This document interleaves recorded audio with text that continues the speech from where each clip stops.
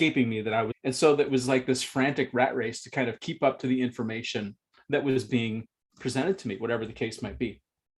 And then I would get to the end of it, and I would have this volumes and volumes, pages and pages of these pencil written notes. And I looked at them and thought, I don't want to go back into these and try to make sense of what's in there. It's not worth the effort, right? So in early 2007, I did an experiment. I took a pocket moleskin and a gel pen, and I decided, you know what if I just invert what I've been doing? I have this big book and a pencil. What if I did the opposite? That would be a pocket-sized book. So I stopped myself from being able to write everything, and I would use a pen. So I would have to be much more thoughtful about what went on the page, because once the ink goes on the page, it's not coming off of there. So there were sort of this framework of these constraints that I put around myself, and went to a conference, and immediately I could tell the difference. I didn't feel the pressure to write everything down. I didn't have pages and pages to work through after the event.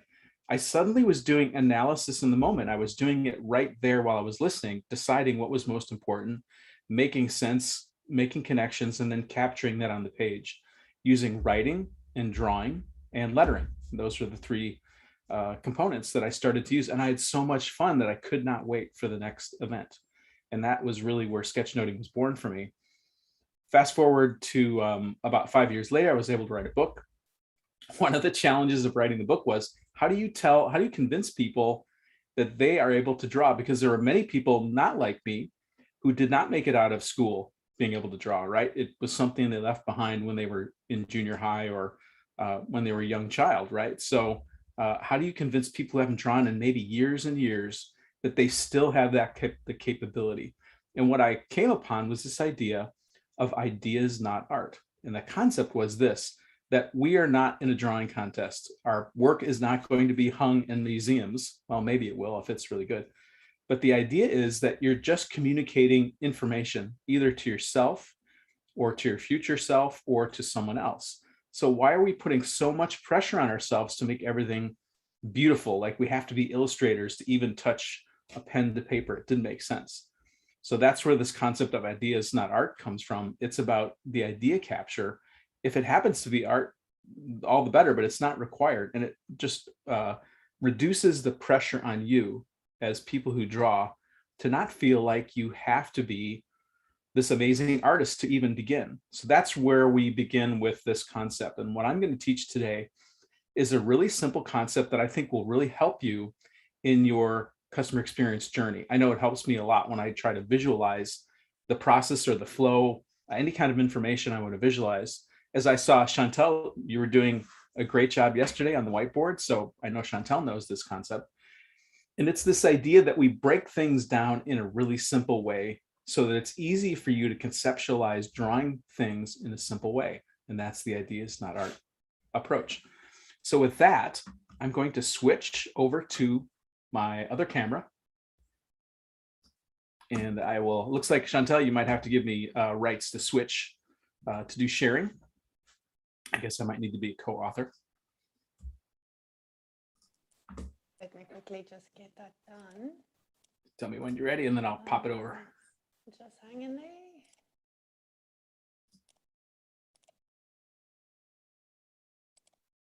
And you are now co-host. Perfect. There we go. I think I just saw something change. So it's going to, I'm going to switch over here. Now, I might have to switch my source here, so bear with me for just a moment. There we go. So I think everyone should see my hands and my paper on the desk. Give me a thumbs up or a yes, I do. Looks like we're good. Okay, so let's continue. So I think the best thing to do now is to draw these concepts. So what I realized when I wrote the book was if I couldn't convince people that they could draw simply, I wouldn't sell very many books. It was a really simple idea. And so I came to this concept that there were these 5 basic elements of drawing that I observed. So what are those 5 basic elements? Well, the first one is a square. So if you could draw a square, you're 1/5 of the way there. The second one is a circle.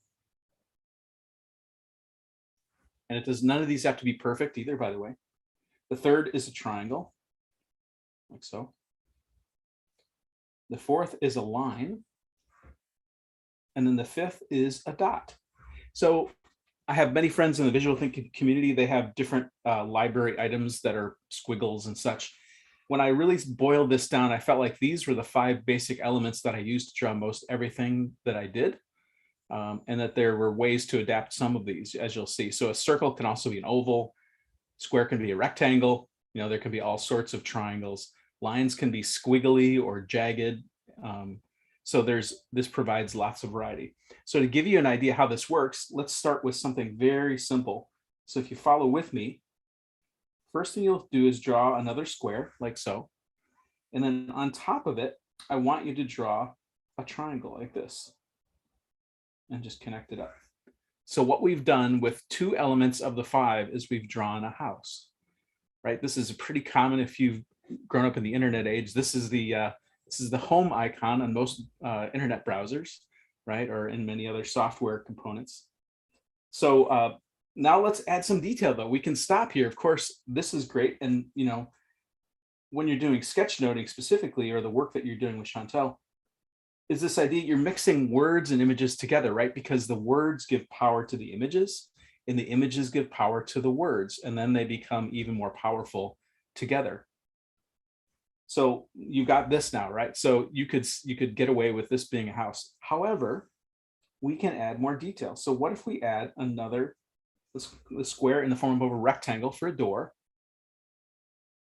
draw a line across, and now you've got a window on the door. Use your dot, and now you've got a doorknob. We can even do, a little window up top if we want. We can even do window panes with 2 lines. So you can see where I'm going with this. I'm just adding pieces. So there's a rectangle for a chimney. And then finally, let's take our line and let's do a squiggly version. And now you see you've got a really simple house. Now, does this look like your house or my house? Not exactly. Mine's quite a bit wider. But conceptually, that is a house for many people.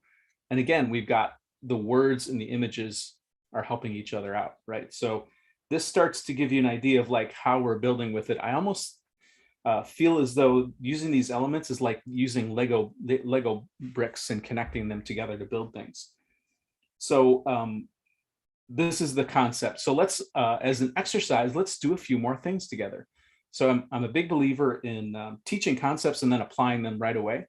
And so that's what we're going to do with this exercise. And we'll do a variety of these icons, and then we'll continue with these simple drawing techniques. And the idea being that when you're done with this session, you'll feel so much more confident in the work that you're going to be doing with Chantel and visualizing customer journeys and those kind of things. This will give you the confidence that you need to feel like, hey, I can draw a lot of things because I'm using these elements in a simple way. So you'll notice that the house uses all of the elements except for the circle. So let's do one with the circle in it. So what I would do is suggest, let's start with 2 wheels. You can see I'm heading toward an automobile or car. Let's connect those with a line like this. Now let's turn that line into a simple box. Maybe we have fun with it. We put a little angle on it, right? So it's not exactly a square. Then another angle like so. Another line, a down angle, and then a connector. So now we've got a really simple car. So here in this case, I'm just using lines and putting them together in interesting ways with starting with wheels, right? Well, we need windows in our car, so let's draw another line across. And then a line down. So now we've got a coupe, I guess. There's a little stig of a line for the door handle, right? So maybe the last thing I'll do would be a couple of little bumpers. So you see where I'm going. This is a really simple way to draw any object that you're thinking of. Once you have these 5 basic elements, you can start to play with them and move them around and put them in different shapes. All right, so the next lesson I'm going to teach you around this concept, after I'll call this a car, is this idea of when you're faced with wanting to do more complex images, resist as long as possible. So the next one I'd like to talk about is, I'll start with the word first. I want to draw a coffee. Well, how would I draw a coffee? There's lots of ways I could draw a coffee. Now, the thing about it is, it's typically coffees are go in cups, and cups are round, and round means now you have to do perspective and depth, and it could be really scary, right? Like, what if I get it wrong? It's going to look dumb. So here's my thing. If you're going to draw an object, if there is a two-dimensional view of that object, use the two-dimensional view. There's no reason you have to draw circles to do a coffee cup. Why can't we just draw the cup from the side view? So any cylinder is going to look almost square from a side view. So you see I've started with a rectangle. I've connected another rectangle below. And then I'll put a handle on our coffee mug. Maybe the last step I'll do is take the line and just do squiggly lines to suggest vapor coming off of this coffee cup. So that's my next lesson is, if you can get away with drawing something in 2 dimensions and keeping it super simple, that is what you should do until you feel confident with perspective and circles and those kind of things. Don't force yourself into a case where you are drawing something that's above where you're at, and give yourself some grace as you're doing this, because you're going to be a lot more confident. You could do this. Look how much more quickly this was drawn than if I worried about circles and angles and perspectives, right? It just adds more time and more overhead to what you're doing. So the next thing I want to show you is simplify as much as possible. If I had the word pizza, what would you think of? Well, there's again, like coffee, there's a variety of ways to draw pizza. I could draw the whole pizza, right? That would be one way to do it. Would be a circle with some, lines intersecting. In this case, I want to suggest a slice of pizza. So let's draw our triangle. Now, before you draw the third part, like there's a temptation to simply draw a straight line across. This is where little tricks can help you suggest things that aren't real. So let me explain. Instead of doing a straight line, what if we put a little bit of a curve, right? Because remember, if we think about, this is coming from a pizza like so, right? You're dividing it up. Here's the piece that we're drawing. It's got a bit of a curve on the edge. And it also suggests, hey, it's a little bit more real, right? It gives you a sense that it's really a crust, right? And then the other thing that I'll do sometimes is, if this is coming from a whole pie, let's say it's a pepperoni pizza, I only draw half of the pepperoni as though it was, cut off on the other slice that we don't see. Do the same thing over here. And then for sausage, like, how simply can I get away with it? So what if I just do an asterisk? That could be a sausage. Now, the last thing I'll show you, that's another trick like the curve, is you can suggest dimension even though there isn't any. So let's draw a line next to it and then connect it up. And you can see that this little piece here, visually to our brains, it says, oh, there's depth to that pizza. It's got a crust. It's not flat, with no dimensionality. There's actually dimensionality on this object. So again, the combination of the curve and then the additional space down here just gives it a little bit of depth. So as you start drawing, if you have a sense for that, this is where doing experimentation can be really helpful, where you can try things out before you need them. And that's my encouragement to the next part, which is the visual library. And I'll write this down.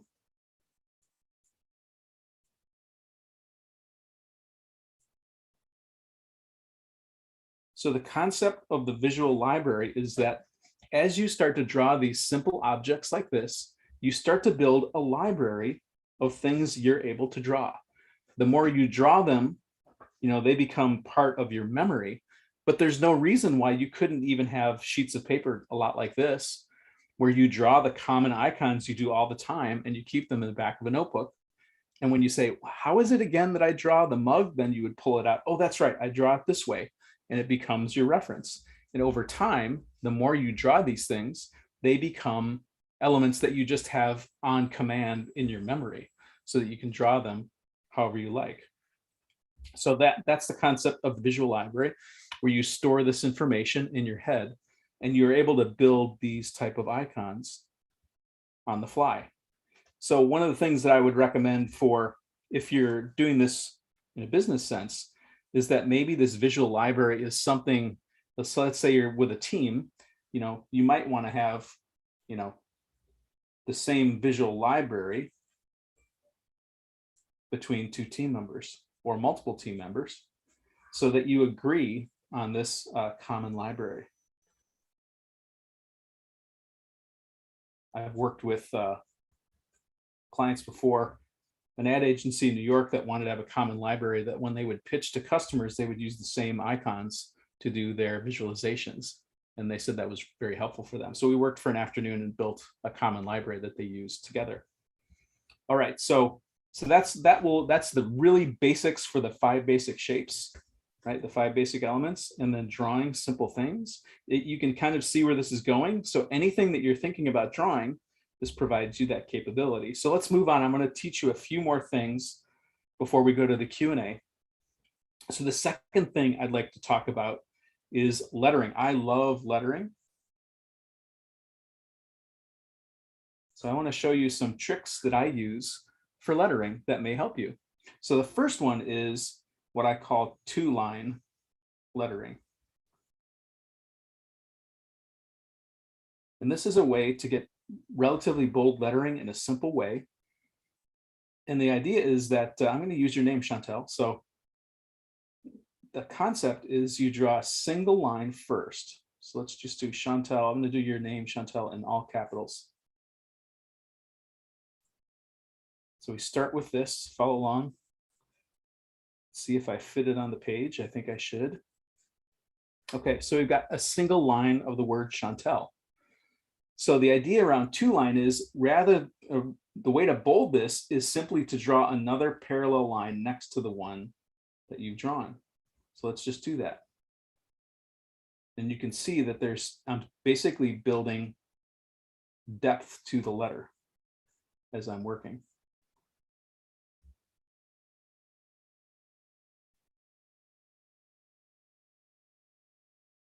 And you see I'm making decisions where to put that second line, like on the E, I put it below just because I felt like I had some space here where I could work. But on the L, I'll keep it on the inside. So that's my next step. The third step is then to cap the ends. So if you have any open ends, to cap those off, like so.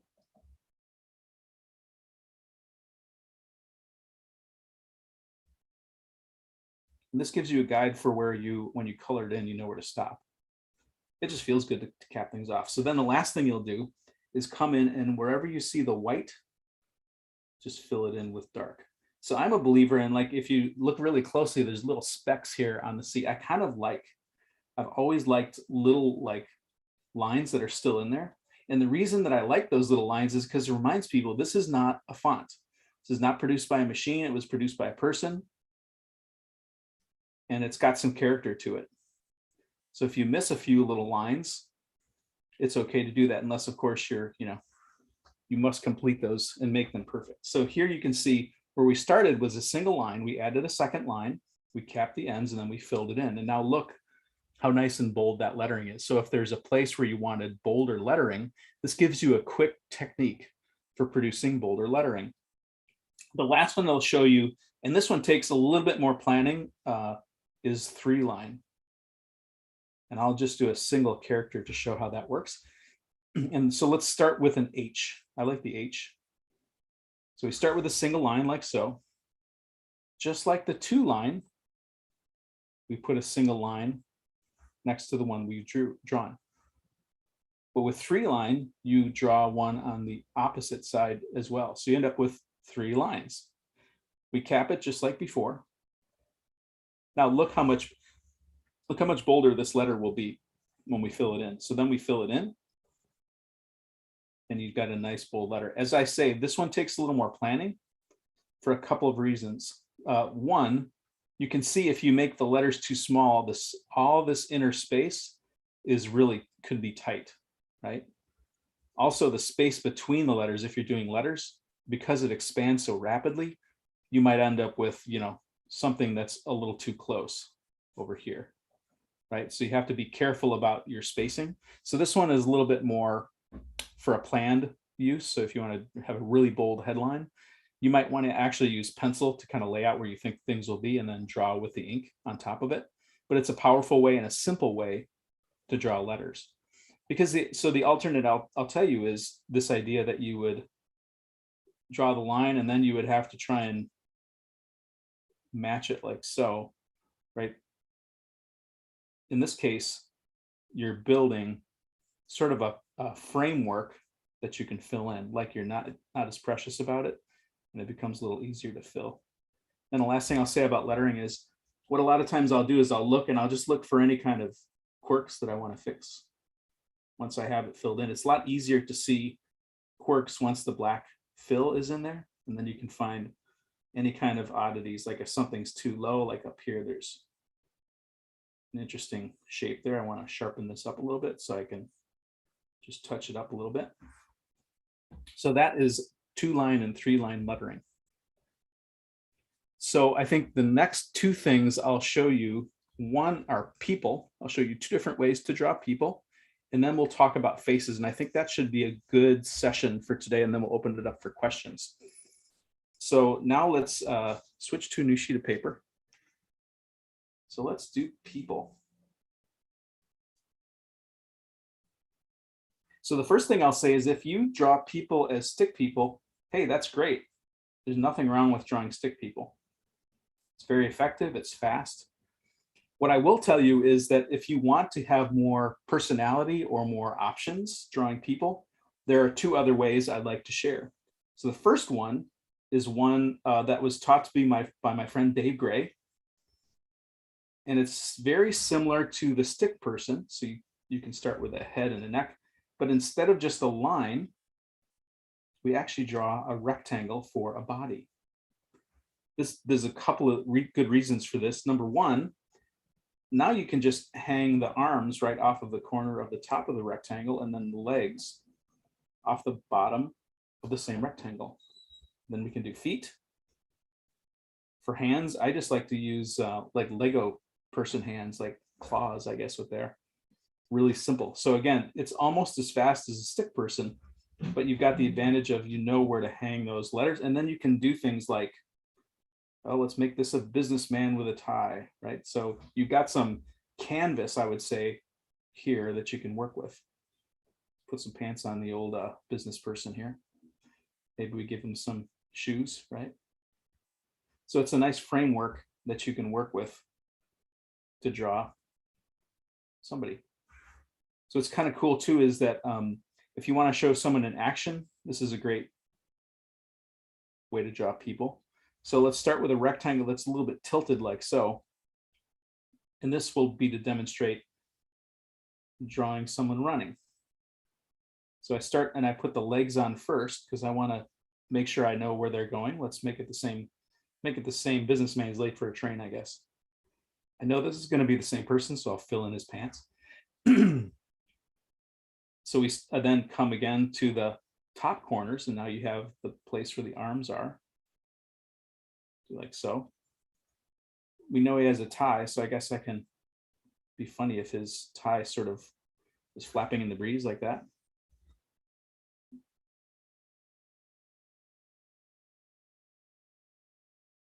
And there he is running. Another little trick you can do if you want to suggest, this is a cartoon trick. If you want to suggest someone's running quickly, you can actually draw a line under them, and it's like the shadow. They're actually floating in air, and this is a shadow underneath them. So this is I really like this this type of person because there's so many different positions you can create with this. That you can make a dancer or someone celebrating.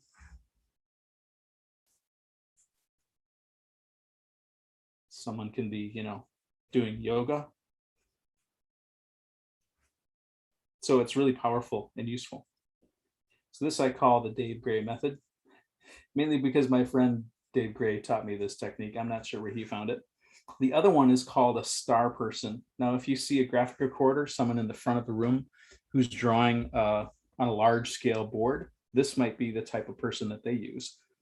So the concept around the star person is you start with a head like so. And then it's the concept that the star that you might have drawn in grade school, like this. Like this is the two arms, these are the two legs, and then this is where the head goes. And then you stretch it. So basically the concept is there's the first point of the star, the second point of the star, the third point of the star, and the fourth point of the star. And now you've got a person, right? And it does also provide, you know, some canvas, right? So if you want to have the same business person, I can color his little pants in. What I like about this one is it's really fast. As you can see, it's like a single line and you've got a person, right? Just as simple as this. So there are some advantages to this. So both are very quick. Whenever I teach this, I always teach what my friend Michael Clayton taught me. Let's see how long it takes you to get this. This is using our star person concept here.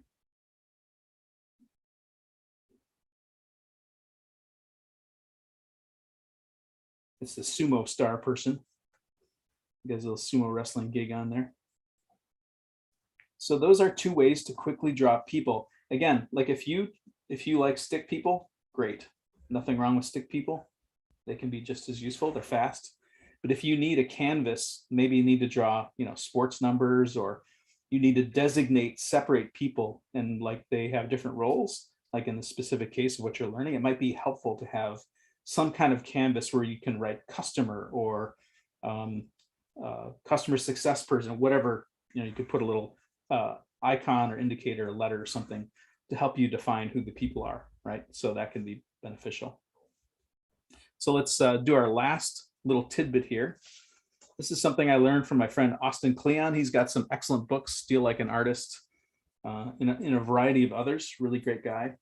And he taught me this technique, and I like to share this as well. So what I want you to do is find a little space on your page, and I want you to draw 9 rectangles. You'll see in a minute what I'm talking about. So let's do 3 across, like so. And then we're going to do 3 down.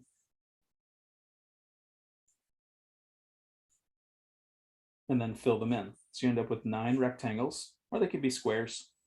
These don't have to be perfect. Again, just a canvas to work with. All right. So we have the 9 squares or rectangles or whatever you like to call them. Now, the next thing I want you to do is to draw like a half triangle like this, and then 2 dots. And that's basically a nose and 2 eyes on each one of these rectangles.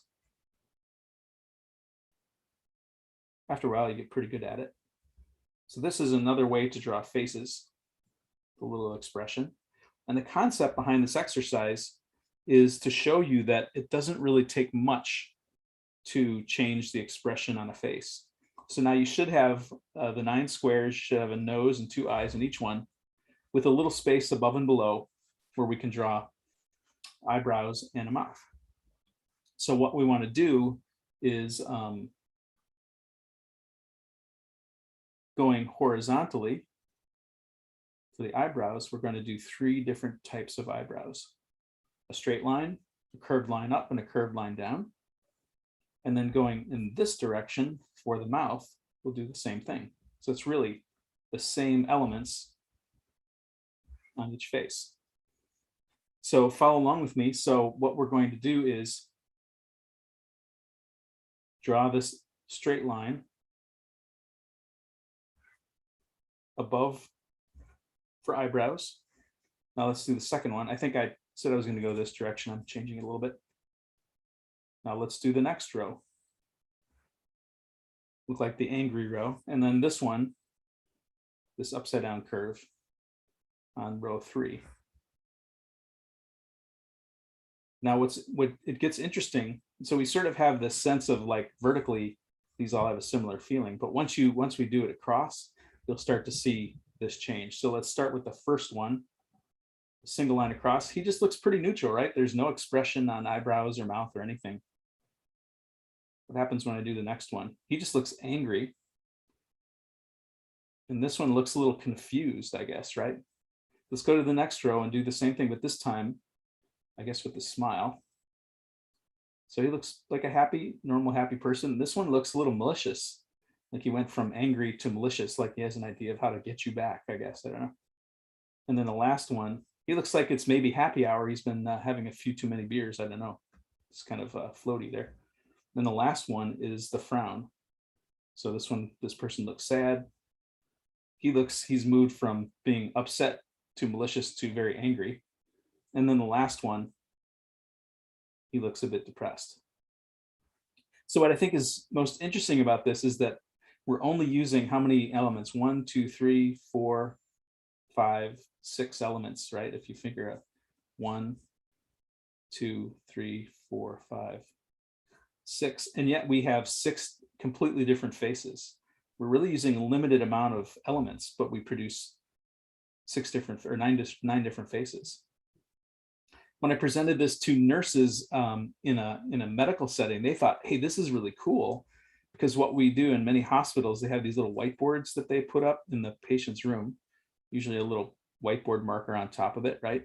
And they write little notes to the next nurse when they switch shifts. And they think, hey, we could put a picture of, like, you know, our client is happy, right? You could put one of these little icons on there along with your little notes, and they'd use that as a way to communicate how that person felt when they left the room. So if they looked like this one, you know, on the whiteboard, you might have some trouble coming, and it would maybe prepare you a little bit so that you would know what to do going forward. So that, I think, is a pretty good amount of teaching for today. So let's refresh it really quickly, and then we'll go to questions. So remember, we talked about the 5 basic elements: square, circle, triangle, line, and dot. We drew some really simple objects and started to use little tricks like fake dimensionality, curvature, two-dimensionality, and simplicity. Like the game that I like to play with this is, how few lines or objects can I use to communicate this concept? And that's where you get quick, and it's a lot less cognitive load on you to come up with drawings, right? The simpler, the more likely it's going to communicate simply to whoever it is that you're communicating with. This idea that we build a visual library over time of the objects that we draw again and again, so that we can pull them out at a moment's notice on a whiteboard, on a sheet of paper, to communicate our ideas. We talked a little bit about maybe there's a common library that if you're on a team, that you actually develop this set of icons that everyone uses. So it's almost, in a sense, your own internal language. We talked about lettering, both 2-line and 3-line lettering, to get bolder letters if you need those for headlines or for emphasis. We talked about people. So we talked about stick people being just fine, that if you want to use either the Dave Gray or the star method, that they give you a little bit more canvas while still being simple to draw and lots of flexibility. And then the star person is also a very quick one to draw if that's what you prefer. And then finally, we talked about drawing faces, how I think basically we as people are hardwired to look at someone's face and try to determine what they feel like based on what we see. So I think the beauty of this is that the drawing almost doesn't matter, because our human pattern recognition picks up facial expressions and makes something out of them. So you really don't need much to communicate that to your pattern recognition powers as a human being. So that is our last little subject. So I would love now to switch back and take a few minutes and answer some questions that you may have, as you are embarking on probably using these tools, hopefully, in the workshop that you're involved in. So Chantal, take it away.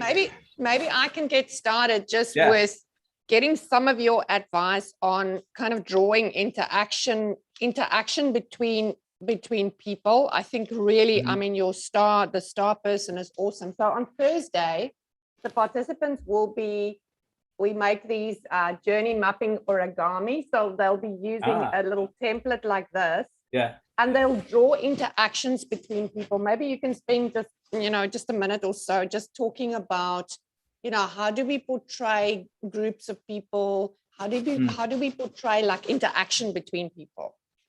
I think if you knew this, if it was me, so I'll put it in my shoes, because I can only really speak for myself. If I knew I was going to be drawing people interacting, One of my tricks for illustration is I go to Google and I do groups interacting, and then I just look at images. And what you could do is, if you knew this was coming, do a little bit of research, and then get out your paper and pen. And that's a really interesting. I like how they look together, and then draw that using these techniques of the, Dave Gray person or stick people, whatever your technique is, and draw people in different settings so that you have an idea of like, what do people look like? Because there's nothing worse than going into drawing a complex thing and having no reference. And I'm a big believer in, if you can find reference that helps you, that would be helpful. And so by taking maybe part of your challenges tonight, everybody goes and does a Google search on people working together, depending on when this activity happens. And then they have to draw, 5 different groups of people doing something, right? So that they start to get comfortable, like, how do people interact? What do they look like when they talk with each other? Are they using their hands to speak? They're obviously facing each other. What happens when there's 3 in a group? Like, that maybe there could be some research around what that looked like. So when you get into the setting, you feel like you're a little bit prepared and you're not going in blind, trying to imagine in your head, and that might slow things down for the actual activity that you're trying to achieve. Yeah, fantastic. And Mike, I want to add to that. I use Pinterest a lot. I kind of, that's my calming down. That's my calming down ritual in the evening. And I've got lots of boards on Pinterest that portray, stick people doing things. And I find a lot of like inspiration on there.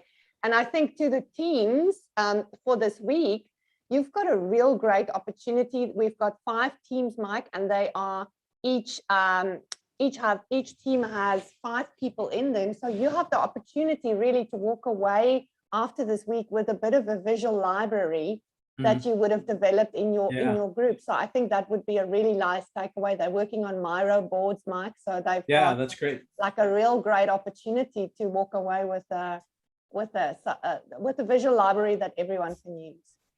Yeah, something about Miro specifically is Miro does offer a mobile application. So you could, if you're doing, say, drawing on Post-it notes or paper, you could take a photo of that and upload it to Miro, and then have your library in Miro as a reference for your team. So, or, Pinterest or Google, whatever that reference, like if you find, I like how these people look, right? Then you could load those as a reference into your Miro board on another section, let's say.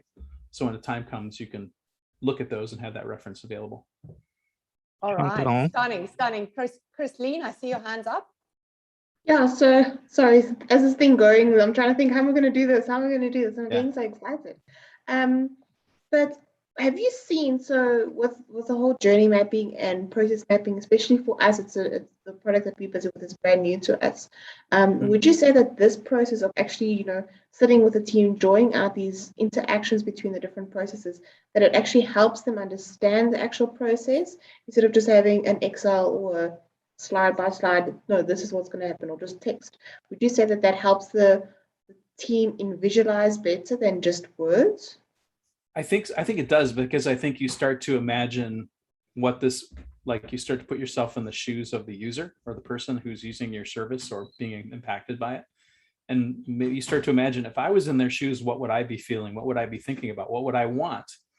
Right. And so I think a couple things are valuable. One is to have a group of people, because if I do it myself, I'm going to have a one-dimensional view of the process. I may not see every perspective. And if by having a larger group, say 5 people, you're going to have other people who think, well, what if this happens? Or what if they're angry today? Or what if, like, they bring in some of this other perspective. So it sort of insulates you from becoming one-dimensional by having more than one person review and being involved in it. But I think sort of drawing it out, there's something about the physicality of doing it that involves you. And is a little bit more active. I think that's what I found with typing notes versus drawing notes. Like, I can type notes pretty well, but there's something interesting when I draw notes or I draw concepts that I feel like they're more part of me, oddly enough. I can't tell you why I have that feeling, but it feels more like, because it's come from me physically, like it's a little bit, I can relate to it. I can spatially, there's parts of it that I can remember what I was thinking in that moment, that I just don't feel with an Excel spreadsheet or even a Miro board. I mean, a Miro board is a little better because it's more visual, but they have their limits. So yeah, I think there's some benefit for sure. Yeah, And Mike, sorry, I and got I, and another I, question. and I think, Mike, even for the people that are not, intending to, draw beautifully, even our online meetings, when you sit in an online meeting on Microsoft Teams or on Zoom, and, even if people's cameras are not on, I found actually sketchnoting what happens in the meeting and sometimes the interactions between people, sketchnoting the decisions, it just makes it so clear and it makes it so much more interesting. I think there's just magic that happens in our brains when we visualize this. And, I think it certainly for me in the last 18 months, it saved me from some, really dead boring meetings. If we draw it out, it just becomes immediately more interesting. Andre's smiling. Yeah, I think there's, like I said, the thing I noticed when I sort of made the shift from writing everything to writing a few things is I was doing a lot more analysis. I was making decisions in the moment. That was the thing that I was missing. I was assuming wrongly that, oh, and when I get home, then I'll look through all these 10, 12 pages of pencil notes that I can't read and make sense of it. Like, I don't want to do that later. I'm a really good pattern recognizer and processor. Why don't I just do this now and make decisions about what I'm hearing in the moment, in the context, and then integrate my physical drawing of those ideas so they don't get lost. And that combination just seems to work really well. Yeah. Mike, so tell us a bit about stationery. And there's nothing that makes me as happy as Post-it notes and pens. So tell us a bit about your stationery. What is your kind of go-to pens? What do you love? Maybe you can show us a few of what you love. Maybe I can switch to my share screen while I speak. Go back to that and show you a few. I think here we go. So these are an accident, actually. I did an event in Philadelphia and the organizer, I said, hey, I would like some 11 by, or some letter size in the US, which is basically 8.5 inches by 11 inches, equivalent to an A4, sheets of paper for the students to do the workshop on. Well, she got cardstock, which is really nice because it doesn't bleed. And then she cut them in half because I think she had less paper than she thought. But it turned out to be a wonderful mistake because this size, this half sheet size is just perfect. It's got nice thickness to it and it's perfectly proportioned for a camera, oddly enough, right? So these have worked really well and they're very inexpensive. You can just buy cardstock at a printer and have them cut the sheets in half if you like.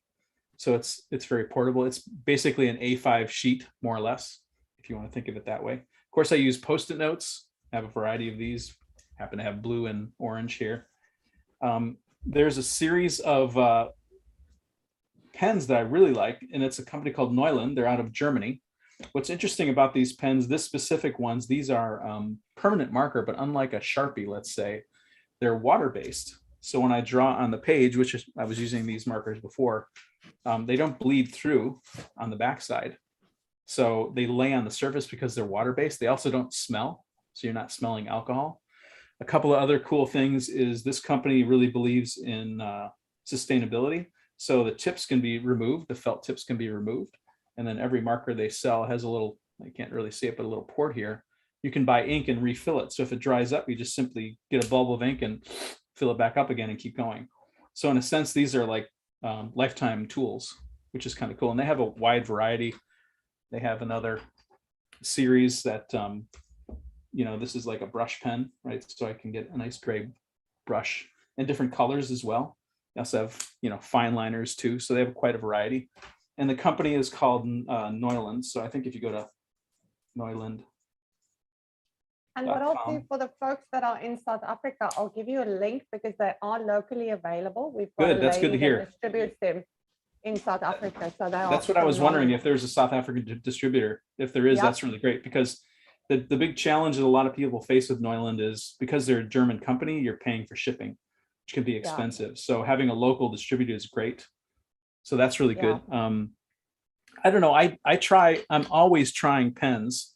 So like the latest ones I picked up are these Stadler Permanent. I think it's a similar type of permanent water-based ink, right? I do different sizes. I tend to like thicker pens, so 1.0. Here's another one that I've played with for a while, really fine, the Precise. I think it's the V7. So I'm always I'm the guy, if you go to like the the grocery store or the office supply store. I'm the guy standing in the aisle looking at all the pens, and I have a handful, and I keep looking and looking and looking, and I'm always experimenting and trying things out. So that's so that's me. I do have a product that I produced. I don't know. We don't have a distributor in South Africa, but so it's called the Yes. Sketchnote Idea Book. I think Chantel, you probably know about this. Yeah. And it's an A5 book. It's got a rubberized cover, so it takes a beating. It's got this, what we talked a little bit about, lettering and tidbits. It's got this on the inside front cover, and then on the back side, sketchnoting patterns. So if you need to think about layouts, if you're structuring your page, it gives you some suggestions that way. It includes a couple of bookmarks, and then the pages are quite a bit like those sheets that I was showing you, right? They're nice and thick. They can handle a fair bit of ink. You can see I've done all kinds of work in there. So this is a tool that I use all the time. I'm a little bit biased because it's my product, but I've been very pleased with it, and others who use it seem to be pretty happy with it. So those are kind of my go-to Amazing. tools. I keep it simple. Yeah, Mike, maybe we can talk about getting some of those books over here. Yeah, I sure. know the shipping's always prohibitive, but let's just see. I think we also geek out on stationery and anything beautiful, especially those guides in the front and the back. Yeah, let's talk about that, because my partner Michael on the project and I, we've worked out something with a team down in Australia who also imports Neuland markers. So maybe that distributor in South Africa would be interested in a larger bulk Amazing. order and a lower price per piece. We could do something like that. Stunning. So I've got a few more questions. Sure. I think on the live stream, anyone in the room, if you wanna kind of raise your hand if you've got a question. So, Mike, I think if people want to learn more, what are some of their options? Do you have any online offerings? What would you say aside from Googling and Pinterest? How can people learn more? Yeah, I do have a few things. If you go to my site, rohdesign.com, there's a lettering workshop that I've done for people that are really interested in lettering and my technique for lettering. I mean, the good news is every day I go on Instagram and other friends of mine are doing courses and teaching. So the good news is if you want to get deeper into sketchnoting, there's more than just me that are teaching it, which is great. I love that there's more voices in the community, because it just verifies that the community is bigger than just one person, and that it is definitely an international community. There's people all over the world that do this, and it really helps them. So one of my good friends is his name is Ben Fellis, Benfelis. He's a German guy. He's traveled all over. I suspect he's probably been to South Africa. I think he said he has been, but a really great teacher, really fun. He makes learning fun, and he teaches in depth. His full-time gig is doing graphic recording, sketchnoting, and then teaching. So that's all he does. And he's a really great person. So I really like the work that he's doing. Another one that I noticed that just released the basics of sketchnoting is a company called The Sketch Effect. They're in Atlanta, Georgia, in the US. Really great people, again, super friendly and helpful. They do it professionally, but they're getting into teaching, and they offer, I think they were having a sale this week for $79 US before the course was offered for the Sketch Effect. So I suspect if you Google Sketch Effect, you'll find their site and you'll see those course offerings. And then finally, the last person that I would highly recommend is my friend Yuri Malashenko, who's a Ukrainian guy, lives in Denmark, and he's been teaching visual thinking. He's got a course, I think it's on Udemy. And if you look him up, he very often in his podcast has discount codes. So I think you can get it for like 50% off of the list price if you listen to his podcast. So go to him. Chantel, maybe I'll make connections with these guys so they can offer you special deals for this course for the people in this class. So if they're interested, those three people are easy enough for me to drop an email to and have them send you a note with discounts, so that if you wanted to spread that word and offer discounts. And for the lettering course, maybe what I can do is get a code. In fact, I have a code that I can give you that will reduce the price for anybody that wants to pick it up. Oh, fantastic. So I think that would be stunning if you connected me via email to those contacts. I've done Yuri's course on Udemy, and I can really recommend it to people. I've also had a conversation with him.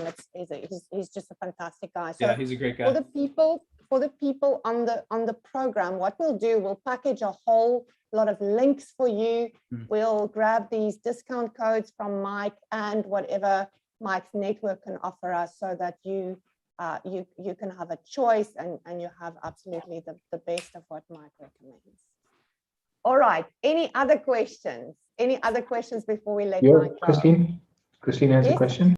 Sorry, my brain's just going now thinking. Do Good. you have any tips for, okay, so I'm going to be working in a team and we're going to be doing a whole process flow. Would you say that one person should be doing the drawing, or should we make it collaborative and one person does it and then the next person does it? Or what do you have any tips for that collaboration, how to get them drawing and involved, and not just me doing one thing? Yeah, I think there can be advantage. So let's say if you're under a deadline of some kind and you have to produce something quickly, it might make sense to have a scribe who does that, who maybe feels they step forward. I would guess that, I'm just taking a wild guess, that Chantel probably would like everyone to have an experience. So maybe efficiency isn't the key, but interactivity. So in that case, maybe you divide up the task into, let's say it's a group of 5, that each one of those 5 people does drawing of a different thing, and then they contribute it together to make, so you're running in parallel, and then you each bring things. So I can tell you, I did a workshop a few months ago with an insurance company and the arm that does innovation work, and they wanted to explore this idea of thinking about new business ideas. But we sort of turned it on its head. We actually had them come up with bad business ideas, like the worst business idea they could ever imagine. And then they had to visualize it. And they had groups of about 5, and each person was responsible for one step in the process. So together they discussed and said, all right, what is our bad business idea? What are the steps that we need to show to distribute it? And then they divided up those steps by each person. So each person was only responsible for one of the 5 steps or something. Right. And then, or if they had more than that, maybe one person, whoever got done first, would get the last 2 or something like that. And I think they really enjoyed it because everyone had a part in it. And it was one of the challenges, if you have a scribe, is it can look as though just only one person did that work. And in this case, it feels to me like Chantel is trying to get you all experiencing this together. So that would be my guess, is that would be better in this case to divide and run in parallel with the group. That would be my recommendation. Am I right, Chantel? Did I guess right? Yeah, absolutely. And I think, Mike, the interesting thing about our brains is, when we draw, the object needs to look about 20% like the real object for our brain to complete it. So what we did yesterday morning as an activity is we drew our inner critic, and we put that inner critic actually outside of our houses, so that we don't criticize what we're trying to create. And I think so. What we'll be doing later in this week, we'll be doing the post-it note drawings. We'll be getting that into Miro, so that people can see the full cycle, so that when they go away from the program on Friday, that they're really empowered to do this with their teams. And that if they leave one thing behind, it's kind of the criticism around visual thinking, and that they can't draw, and that they really use it as a power tool to make new connections, to see new solutions that they might not have seen before. And I love that exercise that you've just mentioned around the worst solution to the problem, because often we put so much pressure on ourselves, and the fear to fail is so big that we actually prevent ourselves from creating something magnificent just because we fear failure, or we fear criticism, or we fear people looking at us as if we're mad. I guess probably there's a third option. I think that I just looked in the chat as you were done talking there. One option is to have everyone do a sketch and submit it, and then have one scribe finish it. So let's say you wanted to have a coherent looking drawing of a person going through a process. Each person could have a part in it, whether that's discussion or drawing, and then the scribe could then unify everything and make it feel like a unified story. That's an option as well, right? If you had the time availability to do that extra step, could be another option as well. Yeah. There's nothing wrong with being a scribe. I just think I'm just trying to put my head inside what is Chantel trying to teach. And I think probably my thought was that there might be people that are afraid to do something. And so it's easy to sit back and let someone else do the work. Not that Yeah. you're trying to get out of it, but I think it's just a natural human thing. Like, why would I spend energy unless I have to, right? But I think Yeah. Chantel's idea is for you to spend energy. Well, at least this week while you're on the this stage. week. So fantastic. Johan, I see you've got a hand up, and then we'll start closing. Mike, I want to be respectful towards the time that you've given us. Go for it, Johan. Thank you, Chantal. Yeah, I just want to comment. I mean, I just looked on your website and I saw the T-shirts. Design's not art, and ideas not art, and I think when we talk about sketchnoting, there's a lot of art scars, and people are very shy about their drawings, and I think it's so important and key to understand that it is just a placeholder for the data, for the information. I remember attending a workshop from a local South African lady, and she used a powerful metaphor. If I draw a pyramid, for instance, we can recall the whole history of Egypt just based on two triangles that's linked together, and I think that is important when we use sketchnoting. Is the power of the image is that you can recall the information and you retain it. So when you see that sketch again or combination of elements, you will be able to recall what you try to communicate, and that is the true power, I think, of the sketchnoting medium or art. Yeah. So I think something that struck me is that at the end of this, maybe you've got a complete journey at day 5, and part of your, I assume, is presentation in some way, right?